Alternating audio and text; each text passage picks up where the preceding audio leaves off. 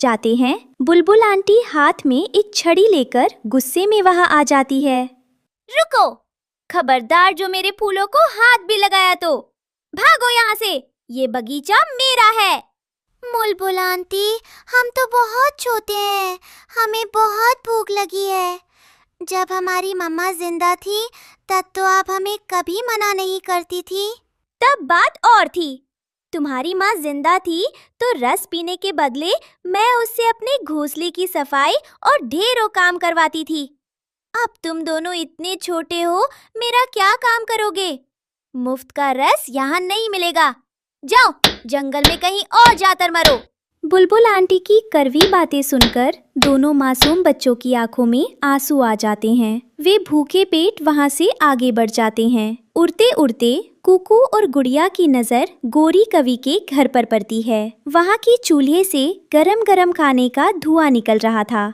खुशबू सूंघकर दोनों बच्चे गोरी कवि के दरवाजे पर पहुंचते हैं और धीरे से दस्तक देते हैं। दरवाजा गोरी कवि का बेटा जग्गू खोलता है। जग्गू भाई, हम बहुत भूखे हैं, क्या तुम्हारे घर में थोड़ा सा खाना मिल सकता है? कुकू की आवाज सुनकर जग्गू की मम्मा गोरी कवि रसोई से बाहर आती है और बच्चों को देखकर उसके चेहरे पर गुस्सा आ जाता है। तुम दोनों फिर यहाँ आ गए भीख मांगने? कितनी बार कहा है कि मेरे घर के आसपास भी मत मंडराया करो। और जग्गू, मैंने तुम्हें मना किया है ना कि इन भिखारियों से बात मत किया करो। तुम अमीर कौवे के बेटे हो, अमीरों के साथ ही अच्छे लगते हो। गोरी आंटी, प्लीज ऐसा मत कहिए। एक बार हमारी मम्मा ने भी तो आपकी मदद की थी जब आपके घर में दाना नहीं था। हमें थोड़ा सा खाना दे दीजिए। पुरानी बातें याद दिलाती है मुझे, तुम्हारी इतनी हिम्मत। गोरी कवि गुस्से में मासूम गुड़िया को जोर से धक्का दे देती है। गुड़िया जमीन पर गिर जाती है और रोने लगती है। भाग जाओ यहाँ से, अगर दोबारा मेरे घर के सामने दिखे तो मैं तुम्हें इस जंगल से ही बाहर फिकवा दूंगी। गुड़िया बहन, चल यहाँ से। मम्मा तो कहती थी कि जंगल के सब लोग हमारे दोस्त हैं, पर यहाँ तो कोई हमारा नहीं है। मम्मा ने ये बहुत बुरा किया। कुकू और गुड़िया तो मेरे दोस्त हैं, मुझे इनकी मदद करनी ही होगी।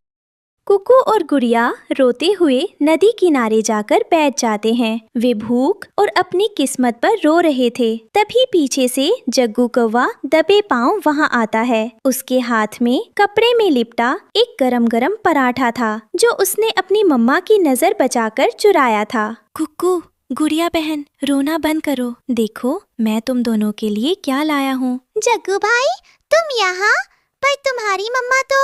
मम्मा की बातों का बुरा मत मानो, वो नहीं समझती, पर मैं तुम्हारा दोस्त हूँ। ये पराठा लो और जल्दी से खा लो। इस बात को कुछ महीने बीत जाते हैं। अचानक जंगल में भयंकर सूखा पड़ जाता है। अमीर और घमंडी पक्षी भी अब दाने को तरसने लगते हैं। गोरी, इस जंगल में अब एक भी दाना नहीं बचा। अगर हम यहाँ और रुके तो भूख प्यास से मर जाएंगे। तोता और कबूतर भी अपना घर छोड़ रहे हैं। हमें ये जंगल छोड़कर किसी दूसरे अनजान जंगल में जाना होगा।